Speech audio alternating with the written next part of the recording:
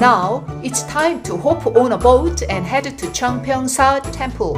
The boats depart from 10 a.m. and a round trip ticket costs 10,000 won. I boarded the 11 a.m. boat.